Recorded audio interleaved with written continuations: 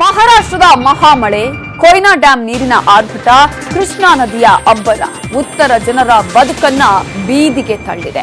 ಸುತ್ತಲೂ ನೀರಿದೆ. ಹನಿ ಹನಿ ಕುಡಿಯುವ ನೀರಿಗೂ ಕೂಡ ಪರಿತಪಿಸಬೇಕಾದ ಪರಿಸ್ಥಿತಿ.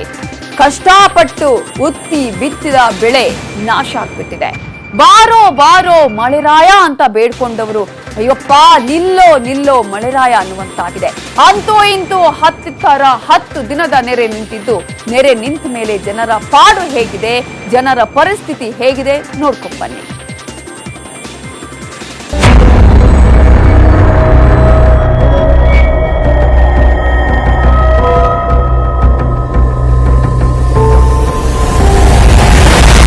ಜನರ ಬದುಕನ್ನೇ ತನ್ನೊಡಲಲ್ಲಿ ಕೊಚ್ಚಿಕೊಂಡು ಮುನ್ನುಗ್ಗಿದ್ದ ಪ್ರವಾಹ ಸಾವಿರಾರು ಮಂದಿಯ ಜೀವನವನ್ನ ಬೀದಿಗೆ ತಂದಿದೆ. ಕಳೆದೊಂದು ವಾರದಿಂದ ಕಣ್ಣೀರ ಕೋಡಿಯಲ್ಲಿ ಕೈ ತೊಳಿತಿದ್ದ ಉತ್ತರ ಭಾಗದ ಜನರ ಮೇಲೆ ನೆರೆ ಸ್ವಲ್ಪ ಶಾಂತವಾಗಿದೆ. ಕೃಷ್ಣೆ ಹರಿವು ತಗ್ಗಿದ್ದು ಮಳೆರಾಯನು ಸೈಲೆಂಟ್ ಆಗಿದ್ದಾನೆ. ಆದ್ರೆ ನೆರೆಯ ನಿಶ್ಶಬ್ದದ ನಡುವೆ ಉತ್ತರದ ಹಳ್ಳಿಗಳಲ್ಲಿ ಕಾಣುವುದು ಸ್ಮಶಾನದಂತಹ ದೃಶ್ಯ. ಪ್ರವಾಹದ ಹರಿವು ತಗ್ಗಿದ್ರೂ ಜನರ ಪರದಾಟ ತಪ್ಪಿಲ್ಲ.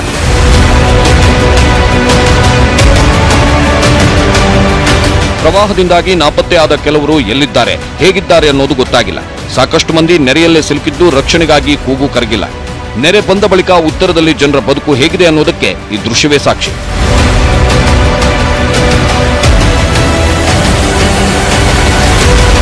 ಬೆಳಗಾವಿ ಜಿಲ್ಲೆ ಬೈಲಹೊಂಗಲದ ಬೆಳವಡಿ ಗ್ರಾಮದಲ್ಲಿ ಈ ಆರ್ತನಾದ, ನೋವು ಇನ್ಯಾವ ದಿನ ಕಡಿಮೆ ಆಗುತ್ತೋ. 3 ದಿನದ ಹಿಂದೆ ಪ್ರವಾಹದಲ್ಲಿ ಕೊಚ್ಚಿ ಹೋಗಿದ್ದ ಮಗ ಇಂದು ಶವವಾಗಿ ಅಪ್ಪನಿಗೆ ಕಂಡಿದ್ದಾನೆ. ಅಪ್ಪನೇ ಮೃತದೇಹವನ್ನ ಹೊರತೆಗೆದ. ಮಗನನ್ನ ಆಡಿ ಬೆಳೆಸಿದ್ದ ಕೈಗಳು ಆತನ ದೇಹವನ್ನ ನೆರೆಯಿಂದ ಎಳಿತಿದ್ರೆ ರೋದನೆ ಮುಗಿಲು ಮುಟ್ಟಿತ್ತು.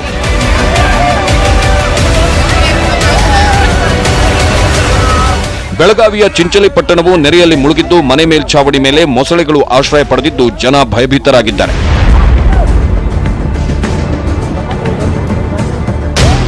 ಗೋಕಾಕ್ನಲ್ಲಿ ಮುಳುಗಿದ್ದ ಮನೆಗಳನ್ನ ನೋಡಲು ಬಂದ ಜನ ಕಣ್ಣೀರು ಹಾಕಿದ್ರು.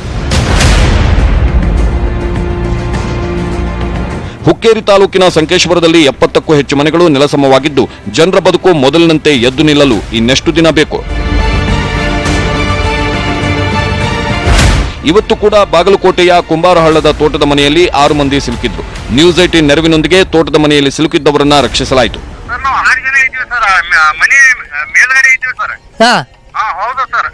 ಎಷ್ಟೊತ್ತಿಂದ ಇದಾಯ್ತು ಸರ್ ನಿಮ್ಗೆ?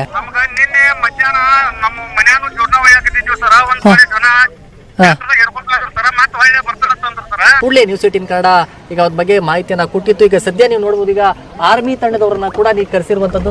ಮುಧೋಳ ತಾಲೂಕಿನ ನಂದಗಾಂವ್ ಗ್ರಾಮ ಮುಳುಗಿದ್ದು 50 ಮನೆಗಳು ಕುಸಿದು ಬಿದ್ದಿವೆ. ಮಲಪ್ರಭಾ ನದಿ ಪ್ರವಾಹದಿಂದ ಹುಬ್ಬಳ್ಳಿ ಸೊಲ್ಲಾಪುರ ರಾಷ್ಟ್ರೀಯ ಹೆದ್ದಾರಿ ಹೇಗಾಗಿದೆ ನೋಡಿ. ಇನ್ನು ಜಿಲ್ಲೆಯ ಪ್ರೇಕ್ಷಣೀಯ ಸ್ಥಳಗಳಾದ ಪಟ್ಟದಕಲ್ಲು, ಐಹೊಳೆ, ಕೂಡಲ ಸಂಗಮಕ್ಕೂ ಭಾರಿ ಹಾನಿಯಾಗಿದೆ. ರಾಯಚೂರಲ್ಲಿ ಕೃಷ್ಣೆ ಪ್ರವಾಹದ ಬಳಿಕ ತುಂಗಭದ್ರಾ ಡ್ಯಾಂ ನೀರು ಆತಂಕ ತಂದಿದೆ. ಎಲೆಬಿಚ್ಚಾಲಿ ಗ್ರಾಮದ ರಾಯರ ಮೂಲ ಬೃಂದಾವನ ಜಲಾವೃತವಾಗಿದ್ದು ತುಂಗಭದ್ರಾ ಆತಂಕ ಸೃಷ್ಟಿಸಿದೆ.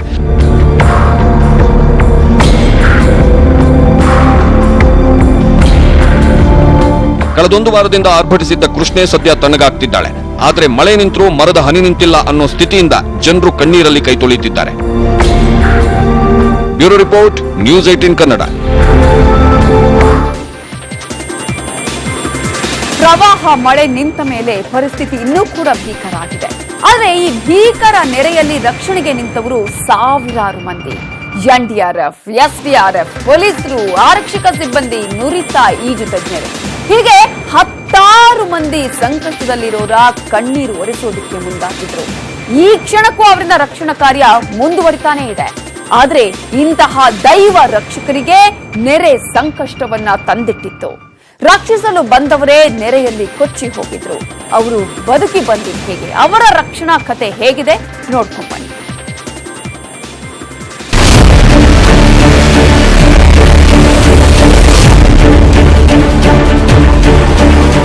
ದೇವರೇ ಕೈಕೊಟ್ಟ ಕ್ಷಣ ಬದುಕೇ ಬರ್ಬಾದ್. ಆದ್ರೆ ದೇವರಂತೆ ಬಂದವರು ದೇವ ಸೈನಿಕರು. ಕೊಚ್ಚಿ ಹೋಗುತ್ತಿದ್ದ ಅದೆಷ್ಟೋ ಜೀವಗಳನ್ನ ದಡ ಸೇರಿಸಿದ್ರು ಈ ಕಣ್ಣಿಗೆ ಕಾಣೋ ದೇವರು.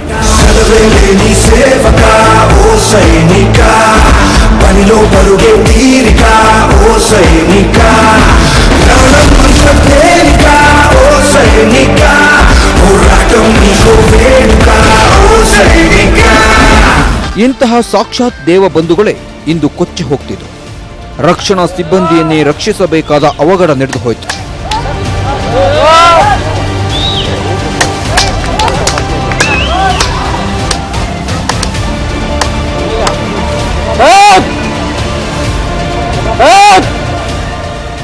ನೋಡಿದ್ರಲ್ಲ, ನೋಡುತ್ತಿದ್ದಂತೆ ರಕ್ಷಣಾ ಸಿಬ್ಬಂದಿ ಇದ್ದ ಬೋಟ್ ಹೇಗೆ ಮಗುಚಿ ಬಿತ್ತು. ದುಮ್ಮಿಕ್ಕಿ ಹರಿತಿರೋ ಬಳ್ಳಾರಿಯ ತುಂಗಭದ್ರಾ ಡ್ಯಾಂ ನೀರಿನಿಂದ ಕೊಪ್ಪಳದ ಪ್ರವಾಸಿ ತಾಣ ವಿರುಪಾಪುರ ಗಡ್ಡೆ ಜಲಾವೃತವಾಗಿತ್ತು. ಇದರಿಂದ ವಿದೇಶಿ ಪ್ರವಾಸಿಗರು ಸೇರಿದಂತೆ 350ಕ್ಕೂ ಹೆಚ್ಚು ಮಂದಿ ನಡುಗಡ್ಡೆಯಲ್ಲಿ ಸಿಲುಕಿ ಒದ್ದಾಡ್ತಿದ್ರು. ಸುದ್ದಿ ತಿಳಿದ ಎನ್ಡಿಆರ್ಎಫ್, ಪೊಲೀಸರು, ಅಗ್ನಿಶಾಮಕ ಸಿಬ್ಬಂದಿ ರಕ್ಷಣಾ ಕಾರ್ಯಕ್ಕಿಳಿದ್ರು. ಹೀಗೆ ಒಂದಷ್ಟು ಮಂದಿಯನ್ನ ಸುರಕ್ಷಿತ ಜಾಗಕ್ಕೆ ಸೇರಿಸಿ ಉಳಿದವರ ರಕ್ಷಣೆಗೆ 5 ಮಂದಿ ರಕ್ಷಣಾ ಸಿಬ್ಬಂದಿ ತೆರಳಿದ್ರು. ಈ ವೇಳೆ ರಕ್ಷಣಾ ಸಿಬ್ಬಂದಿ ಇದ್ದ ಬೋಟ್ ಮಗುಚಿ ಬಿದ್ದಿತ್ತು.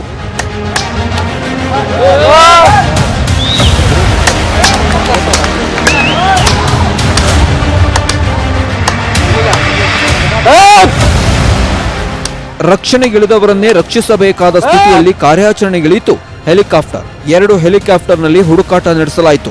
ಕೊಚ್ಚಿ ಹೋಗಿದ್ದ ಸಿಬ್ಬಂದಿಗೆ ನೀರಿನ ನಡುವೆ ಸಿಕ್ಕ ಬಂಡೆ, ಗಿಡಗಳೇ ಕೊನೆ ಆಸರೆಯಾಗಿದ್ವು.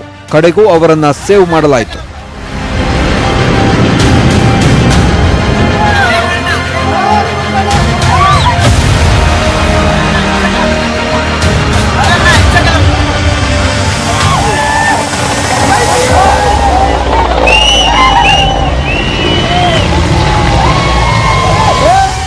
ಈ ಬಗ್ಗೆ ಪಾರಾಗಿ ಬಂದ ಕಮಾಂಡರ್ ಚೇತನ್ ಕುಮಾರ್ ಏನ್ ಹೇಳ್ತಾರ ಕೇಳಿ. ಅತಿ ವೇಗದಲ್ಲಿ ಹರಿಯತಕ್ಕಂಥ ನೀರಲ್ಲಿ ಸಾವಿರಾರು ಭಾರತೀಯರನ್ನ ಕಾಪಾಡಿದಂತ ಕೃಪೆ, 12 ಕಿಲೋಮೀಟರ್ ಏಕಾಂಗಿಯಾಗಿ ಈಜಿ ಇವತ್ತು ದಡಕ್ ಬಂದು ನಾನು ಸೇರಿದ್ದೀನಿ. ಭಾರತದ ಯೋಧನಾಗಿ 100,000 ಜನ ಜೀವ ಉಳಿಸ್ತೀವಿ. ಜೈ ಹಿಂದ್, ಜೈ ಹಿಂದ್. ಸದ್ಯ ವಿರುಪಾಪುರ ಗಡ್ಡೆಯಲ್ಲಿದ್ದ ಪ್ರವಾಸಿಗರನ್ನ ರಕ್ಷಿಸಲಾಗಿದ್ದು ಎಲ್ಲರೂ ಸೇಫ್ ಆಗಿದ್ದಾರೆ. ಒಟ್ಟಾರೆ ಭಾರೀ ಮಳೆಯಿಂದ ತುಂಗಭದ್ರಾ ಡ್ಯಾಂ ತುಂಬಿ ಆರ್ಭಟಿಸುತ್ತಿದೆ. ಈ ಅವಘಡದ ಜೊತೆಗೆ ಅನೇಕರ ಬದುಕು ನೀರಿನಲ್ಲೇ ನೆನೆಯುತ್ತಿದೆ. ಶರಣು ಹಂಪಿ ಜೊತೆ ಬಸವರಾಜು, ನ್ಯೂಸ್ 18 ಕನ್ನಡ, ಕೊಪ್ಪಳ.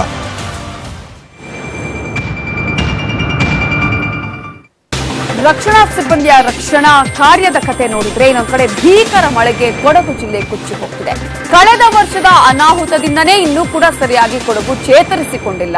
ಈಗ ಮತ್ತೆ ಈ ಒಂದು ಮರಣ ಮಳೆ ಇದೆಯಲ್ಲ, ಕೊಡಗನ್ನ ಈ ಕುಸಿಯುವಂತೆ ಮಾಡಿರೋದನ್ನ ನಾವು ಗಮನಿಸ್ತಾ ಇದ್ದೀವಿ. ಜಿಲ್ಲೆಯಲ್ಲಿ ಇದುವರೆಗೂ 9 ಮಂದಿ ಈ ಮಳೆಗೆ ಬಲಿಯಾಗಿದ್ದಾರೆ. ಚಿಕ್ಕಮಗಳೂರಂತೂ ತನ್ನ ನೆಲೆಯನ್ನೇ ಕಳೆದುಕೊಳ್ತಾ ಇದೆ. ಕಾಫಿ ನಾಡು ಅಂತಾನೆ ಖ್ಯಾತಿ ಪಡೆದಿದ್ದ ಈ ಜಿಲ್ಲೆಯಲ್ಲಿ ಕಾಫಿ ತೋಟವೆಲ್ಲವೂ ಕೂಡ ಮಣ್ಣಾಗಿ ಹೋಗಿರುವುದನ್ನು ನಾವು ಗಮನಿಸಬಹುದು. ಜನರ ಬದುಕು ಬೀದಿಗೆ ಬಂದಿದೆ. ಸುಂದರ ಪರಿಸರವನ್ನ ಹೊದ್ದು ಮಲಗಿದ್ದ ಮಡಿಕೇರಿ ಇದೀಗ ನರಕದಂತಾಗಿದೆ. ಜೀವನದಿ ಕಾವೇರಿ ಮಡಿಲಲ್ಲಿನ ಕೊಡಗು ಭಾರೀ ಮಳೆಗೆ ತತ್ತರಿಸಿ ಹೋಗಿದೆ. ನಿನ್ನೆವರೆಗೆ 7 ಮಂದಿ ಮಳೆಗೆ ಬಲಿಯಾಗಿ ಹೋಗಿದ್ರು. ವಿರಾಜಪೇಟೆಯ ತೋರಾ ಗ್ರಾಮದಲ್ಲಿ 8 ಮಂದಿ ನಾಪತ್ತೆಯಾಗಿದ್ರು. ಇವತ್ತೂ ಕೂಡ ಅವರ ಪತ್ತೆ ಕಾರ್ಯಾಚರಣೆ ನಡೆದಿತ್ತು. ಈ ವೇಳೆ ಛಿದ್ರವಾಗಿದ್ದ ಅನಸೂಯ ಅವರ ಶವವನ್ನ ಹಿಟಾಚಿ ಬಳಸಿ ಹೊರತೆಗೆಯಲಾಯಿತು. ಇನ್ನು 7 ಮಂದಿ ಎಲ್ಲಿದ್ದಾರೆ, ಹೇಗಿದ್ದಾರೆ ಅನ್ನೋದು ಗೊತ್ತಿಲ್ಲ. ಅವರ ಪತ್ತೆ ಕಾರ್ಯ ಮುಂದುವರೆದಿದೆ. ಅದೆಷ್ಟೋ ಮಂದಿಯ ಜೀವ ತೆಗೆದಿರೋ ಮಳೆ ಸಾವಿರಾರು ಮಂದಿಯನ್ನ ನಿರಾಶ್ರಿತರನ್ನಾಗಿಸಿದೆ. ಹಬ್ಬ ಹರಿದಿನದ ಸಂಭ್ರಮದ ಜೊತೆಗೆ ಮದುವೆ ಖುಷಿಯನ್ನು ಕಿತ್ಕೊಂಡ್ಬಿಟ್ಟಿದೆ. ಸೋಮವಾರಪೇಟೆ ಕುಂಬಾರಗುಂಡಿಯ ಸಬಾಸ್ಟಿನ್ ಮತ್ತು ರೋಸಿ ದಂಪತಿ ಮಗಳು ಪ್ರಿನ್ಸಿ ಮದುವೆಗೆ ಸಂಗ್ರಹಿಸಿದ್ದ ಒಡವೆ, ಹೊಸ ಬಟ್ಟೆ ಎಲ್ಲವೂ ಕೊಚ್ಚಿ ಹೋಗಿದೆ.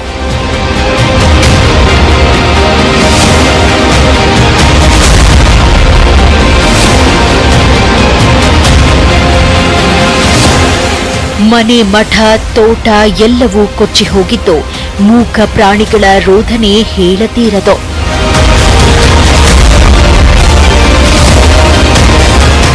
ಮುಂದಿನ 5 ದಿನ ಕೊಡಗಲ್ಲಿ ಮತ್ತೆ ಮಳೆಯಾಗುವ ಮುನ್ಸೂಚನೆ ನೀಡಲಾಗಿದೆ.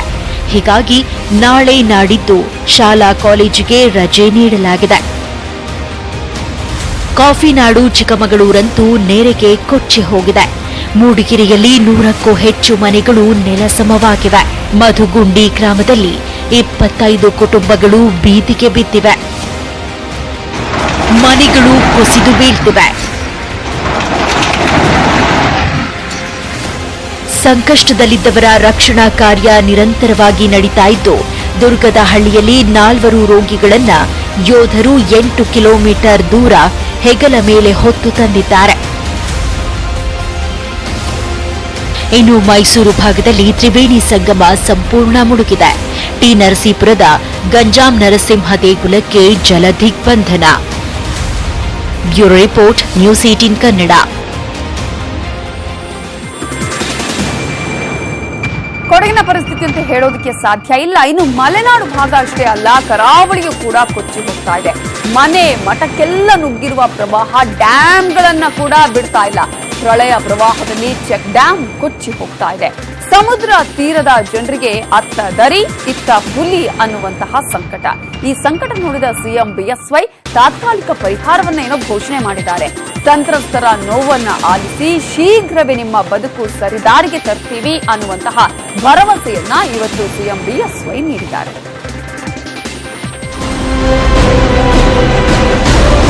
ಕರಾವಳಿ ಭಾಗದಲ್ಲಿನ ಈ ಪ್ರವಾಹದ ಅವಾಂತರ ಹೇಗಿದೆ ನೋಡಿ.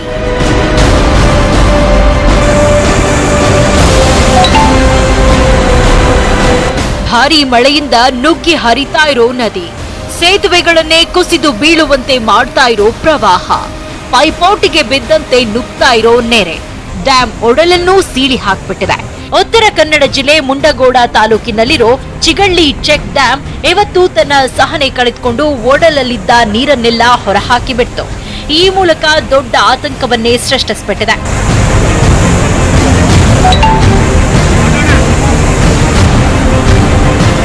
ಪ್ರವಾಹದೋಪಾದಿಯಲ್ಲಿ ನುಗ್ತಾ ಇರೋ ಚಿಗಳ್ಳಿ ಡ್ಯಾಂ ನೀರಿನಿಂದ ಶಿರಸಿ ಮುಂಡಗೋಡು ಹುಬ್ಬಳ್ಳಿ ರಾಜ್ಯ ಹೆದ್ದಾರಿ ಬಂದ್ ಆಗಿದೆ.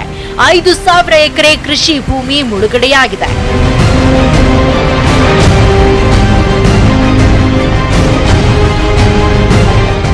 ಸಮುದ್ರ ತೀರದ ಜನರ ಜೀವನಾಡಿಯಾಗಿದ್ದ ಕಾಳಿ ನದಿ ಉಗ್ರ ರೂಪ ತಾಳಿದ್ದಾಳೆ. ಕಾಳಿ ಪ್ರವಾಹ ಇಳಿದಿದ್ರೂ ಜನರ ನೋವು ಕಮ್ಮಿಯಾಗಿಲ್ಲ. ಕಾಳಿ ಗಂಗಾವತಿ ನದಿ ನೀರಿನಿಂದ ಸಾವಿರಾರು ಎಕರೆ ಕೃಷಿ ಭೂಮಿ ಸಮುದ್ರದಂತಾಗಿದೆ.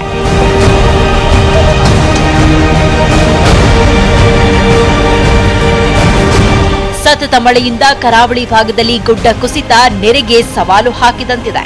ಕ್ಷಣ ಕ್ಷಣಕ್ಕೂ ಗುಡ್ಡ ಕುಸಿತವಾಗ್ತಿದ್ದು ಚಾರ್ಮಾಡಿ ಘಾಟ್ನಲ್ಲಿ ಭೂಕುಸಿತವಾಗಿದೆ. ಮಂಗಳೂರು ಚಿಕ್ಕಮಗಳೂರು ಸಂಪರ್ಕಿಸುವ ರಸ್ತೆಯಲ್ಲಿ 20ಕ್ಕೂ ಹೆಚ್ಚು ಕಡೆ ಭೂಮಿ ಕುಸಿದಿದೆ. ಹೀಗಾಗಿ ಚಾರ್ಮಾಡಿ ರಸ್ತೆ ಮೊದಲ ಸ್ಥಿತಿಗೆ ಬರಲು ಇನ್ನೂ 1 ತಿಂಗಳು ಬೇಕಾಗಿದೆ.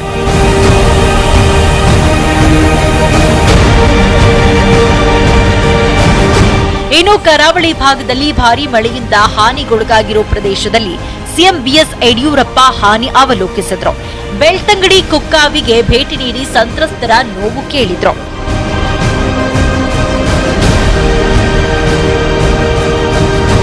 ಸುಮಾರು 45-50 ಮನೆಗಳನ್ನ ಇರೋದನ್ನ ರಿಪೇರಿ ಮಾಡಿಸಬೇಕು. ಇವತ್ತನೇ ತಾತ್ಕಾಲಿಕ ಪರಿಹಾರವಾಗಿ ಒಂದು ಕುಟುಂಬಕ್ಕೆ 10,000 ರೂಪಾಯಿ ಅಂತ ಕೊಡಕ್ಕೆ ನಾನು ಹೇಳಿದ್ದೇನೆ.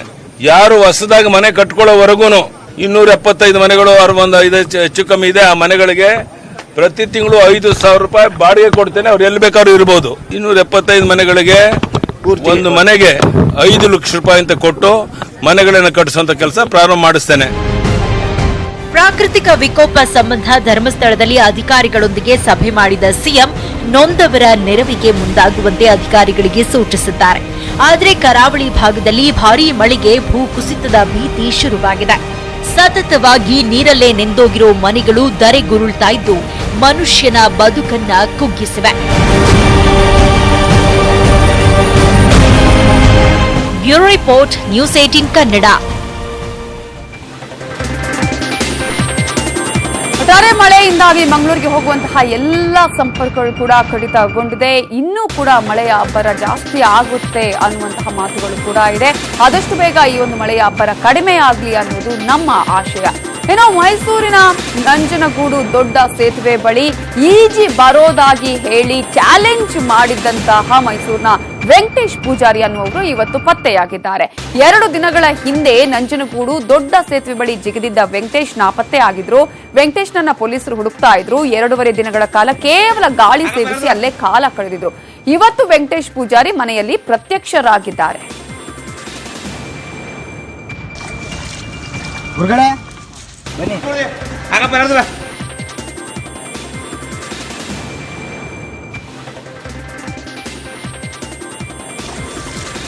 ಗುರುಗಳೇ ವೆಂಕಟೇಶ್ ಪೂಜಾರಿ ಅವರು ತಮ್ಮ ಈ ಸಾಹಸವನ್ನ ನಮ್ಮ ರಿಪೋರ್ಟರ್ ಜೊತೆ ಹಂಚಿಕೊಂಡಿದ್ದಾರೆ. ಏನ್ ಹೇಳಿದ್ದಾರೆ ಈ ಸಂದರ್ಭದಲ್ಲಿ ನೋಡೋಣ. ಈಜುವುದನ್ನ ಪ್ರವೃತ್ತಿ ಮಾಡಿಕೊಂಡಿದ್ದಂತ ನಂಜುಗೂಡಿನ ವೆಂಕಟೇಶ್ ಅವರು ಹಿಂದೆ ಕೂಡ ಸಾಕಷ್ಟು ಬಾರಿ ಒಂದು ಪ್ರವಾಹದಲ್ಲಿ ಈಜುವ ಪ್ರವೃತ್ತಿಯನ್ನು ಬೆಳೆಸಿಕೊಂಡಿದ್ರು. ಹಾಗೆ ಕೂಡ ಈ ಬಾರಿಯ ಒಂದು ಪ್ರವಾಹದಲ್ಲೂ ಕೂಡ ಕಪಿಲಾ ನದಿಯಲ್ಲಿ ಒಂದು ಈಜುವ ಒಂದು ದುಸ್ಸಾಹಸಕ್ಕೆ ಕೈ ಹಾಕಿದ್ರು. ಅವರು 2.5 ದಿನ ಆ ಒಂದು ಪ್ರವಾಹದಲ್ಲಿ ಯಾವ ರೀತಿ ಇದ್ರು, ಅವರ ಒಂದು ಚಲನವಲನ ಹೇಗಿತ್ತು ಅನ್ನೋದ್ರ ಬಗ್ಗೆ. ಸರ್ ನಮಸ್ತೆ ಸರ್. ಎಲ್ಲರೂ ಕೂಡ ಆತಂಕ ಆಗಿದ್ರು. ಹಾಗಾದ್ರೆ ನೀವು 2.5 ದಿನ ಎಲ್ಲಿದ್ರಿ ಸರ್? ನಾನು ಅರ್ಧ ಗಂಟೆ ಒಳಗಡೆ ಅಲ್ಲಿ ಬಂದೆ. ಎಲ್ಲಿ ಹೆಜ್ಜಿಗೆ ಸೇತುವೆ ಇದೆಯಲ್ಲ, ಆ ದೊಡ್ಡ ಸೇತುವೆ, ಕಬ್ಬಣದ ಸೇತುವೆ ಇದೆಯಲ್ಲ, ರೈಲು ಹೋಗುತ್ತಲ್ಲ, ಆ ಸೇತುವೆಯಲ್ಲಿ ಬಿದ್ದು ಅರ್ಧ ಗಂಟೆಗೆ ಇಲ್ಲಿ ಬಂದೆ. ಇಲ್ಲಿ ಒಳಗಡೆ ಹೋಗ್ಬೇಕು, ಸೇತುವೆ ಒಳಗಡೆ ಹೆಜ್ಜಿಗೆ ಸೇತುವೆ ಇದೆಯಲ್ಲ, ಒಳಗಡೆಯಿಂದ ನೀರು ಮುಚ್ಕೊಂಡ್ಬಿಟ್ಟಿತ್ತಲ್ಲ, ಅದ್ರೊಳಗಿಂದ ಆಚೆಗೆ ಬರಬೇಕು. ಅಲ್ಲಿಂದ ಬಂದ್ಬಿಟ್ರೆ ಇನ್ನು 5 ನಿಮಿಷ ಕ್ಲೋಸ್ ಆಗುತ್ತೆ ನಮ್ಮದು. ಅಷ್ಟೇ 1 ನಿಮಿಷ ಆದ್ರೂ ಸಿಕ್ಕೇ ಇಲ್ಲ. ಆವಾಗ ಡಬ್ಬ ಸಿಕ್ತು. ಇದನ್ನು ಡಬ್ಬ ಯಾಕೆ ಹಾಕಿದ್ದಾರೆ ಇಲ್ಲಿ ಅಂತ ನಂಗೆ ಹೆದರಿಕೆ ಆಗ್ಬಿಡ್ತು. ಏನೋ ಆಗೋಗಿದೆ, ಇನ್ನೂ ಬದುಕಲ್ಲ ಅಂತ ಅನಿಸ್ಬಿಡ್ತು. ಆದ್ರೂ ನೋಡೋಣ ಅಂದ್ಬಿಟ್ಟು ಏನು ಮಾಡಿದೆ, ಇನ್ನೂ ಮುಂದಕ್ಕೆ ಹೋದೆ. ಇನ್ನೂ ಒಂದು 20 ಸೆಕೆಂಡ್ ಮುಂದಕ್ಕೆ ಹೋದ್ಮೇಲೆ ಒಂದು ಸ್ವಲ್ಪ ಮೇಲಕ್ಕೆ ಬಿಡ್ತು. ಅಲ್ಲಿ ಗಾಳಿ ಸಿಕ್ತು. ಸದ್ಯ ಉಸಿರಾಡ ಗಾಳಿ ಸಿಕ್ತಲ್ಲ ಫಸ್ಟ್, ಆಮೇಲೆ ಮುಂದೆ ಯೋಚನೆ ಮಾಡೋಣ ಅಂದ್ಬಿಟ್ಟು ಆ ಕಂಬಿ ಹಿಡ್ಕೊಂಡು ಅಲ್ಲೇ ನಿಂತಿದ್ದೆ. ಉಸಿರೇ ಸಿಕ್ಕಲಿಲ್ಲ ಅಂದರೆ ಒಟ್ಟಾಗಬೇಕಾಯ್ತು. ನೀರು ಕುಡಿದ್ಬಿಟ್ಟೆ ನಂಗೆ 1.5 ನಿಮಿಷಕ್ಕೆ ನೀರು ಕುಡಿಯೋಂಗೆ ಆಗೋಯ್ತು. ಆ ಅರ್ಧ ನಿಮಿಷ 3-4 ಸಲ ನೀರು ಕುಡಿದೆ. ಮೂಗಿನ ತಗೊಂಡು ಗಂಟೆಗೆ ಎಳ್ಕೊಂಡ್ಬಿಟ್ಟೆ. ಪ್ರಾಣಾಯಾಮ ಮಾಡ್ತೀವಿ ನಾವು. ಪ್ರವಾಹದಲ್ಲೂ ಕೂಡ ಈಜು ಬದುಕು ಬಂದಿದ್ದೀನಿ, ಇದು ನಮ್ಮ ಮನೆಯವರಿಗೂ ಗೊತ್ತು, ಇದು ನನ್ನ ಪ್ರವೃತ್ತಿ ಅಂತ. ಹಾಗಾಗಿ ಅವರು ಯಾವುದೇ ರೀತಿ ಆತಂಕ ಒಂದು ಕಡೆ ಆತಂಕ ಇದ್ರು ಕೂಡ ಅದು ಆತಂಕವನ್ನು ತೋರಿಸ್ಕೊಂಡಿರಲಿಲ್ಲ. ಹಾಗಾಗಿ ಮತ್ತೆ ನಾವು ಸುರಕ್ಷಿತ ಬಂದಿದ್ದೀನಿ ಅನ್ನೋದು ಅವರ ಮಾತು. ಮಂಡ್ಯದಿಂದ ಮೈಸೂರಿನಿಂದ ಕ್ಯಾಮರಾ ಪರ್ಸನ್ ಮಧು ಜೊತೆ Raghavendra Ganjam, news Kannada. Welcome back. ಬೆಳಗಾವಿಯಲ್ಲಿ ಪ್ರವಾಹ ಸಂತ್ರಸ್ತರನ್ನ ಸಂಸದೆ ಶೋಭಾ ಕರಂದ್ಲಾಜೆ ಭೇಟಿ ಮಾಡಿದ್ರು. ಸಾಯಿ ಭವನದಲ್ಲಿರುವ ಪ್ರವಾಹ ಸಂತ್ರಸ್ತರ ಪರಿಹಾರ ಕೇಂದ್ರಕ್ಕೆ ಭೇಟಿ ಕೊಟ್ಟು ಪರಿಹಾರ ಸಾಮಗ್ರಿಗಳನ್ನು ವಿತರಿಸಿದ್ರು. ಕೇಂದ್ರ ಮತ್ತು ರಾಜ್ಯ ಸರ್ಕಾರದಿಂದ ಸಕಲ ನೆರವು ಕೊಡೋದಾಗಿ ಭರವಸೆ ಕೊಟ್ಟು ಯಾರು ಧೃತಿಗೆಡಬೇಡಿ ಅಂತ ಹೇಳಿ ಶೋಭಾ ಕರಂದ್ಲಾಜೆ ಸಂತ್ರಸ್ತರಿಗೆ ಧೈರ್ಯ ತುಂಬಿದ್ರು.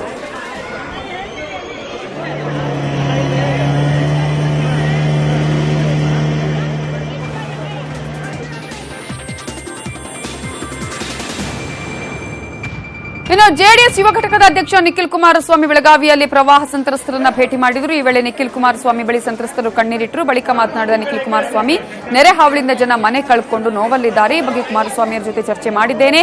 ಪ್ರವಾಹ ಪೀಡಿತರು ಧೃತಿಗೆಡೋದು ಬೇಡ. ಈ ಪ್ರವಾಹದ ವಿಷಯದಲ್ಲಿ ಯಾರು ರಾಜಕೀಯ ಮಾಡಬಾರದು ಅಂತ ಹೇಳಿದರು.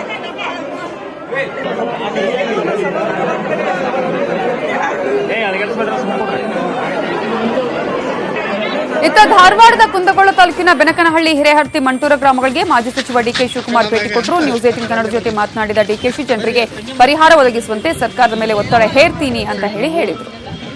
ಅವೆಲ್ಲ ನೀರಾಗಿದ್ರು ನೋಡ್ರಿ ಅರವಿಂದಣ್ಣ. ಮೂಲ ಎಲ್ಲಿ ಹುಟ್ಟದ ಇದು?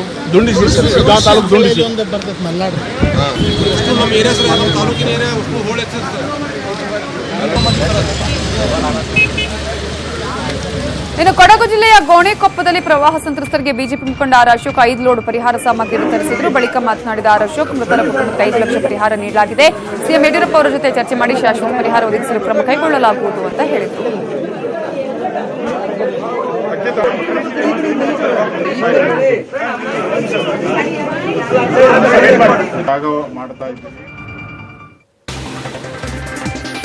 ಹಾಸನದ ಅರಕಲಗೂಡು ತಾಲೂಕಿನ ರಾಮನಾಥಪುರದಲ್ಲಿ ಸಂತ್ರಸ್ತ ಕೇಂದ್ರಗಳಿಗೆ ಮಾಜಿ ಸಿಎಂ ಕುಮಾರಸ್ವಾಮಿ ಭೇಟಿ ಕೊಟ್ಟಿದ್ರು. ನೆರೆ ಸಂತ್ರಸ್ತರ ಕಷ್ಟ ಆಲಿಸಿದ ಕುಮಾರಸ್ವಾಮಿ ಆಹಾರ ಬಿಸ್ಕಟ್ ವಿತರಿಸಿದ್ರು.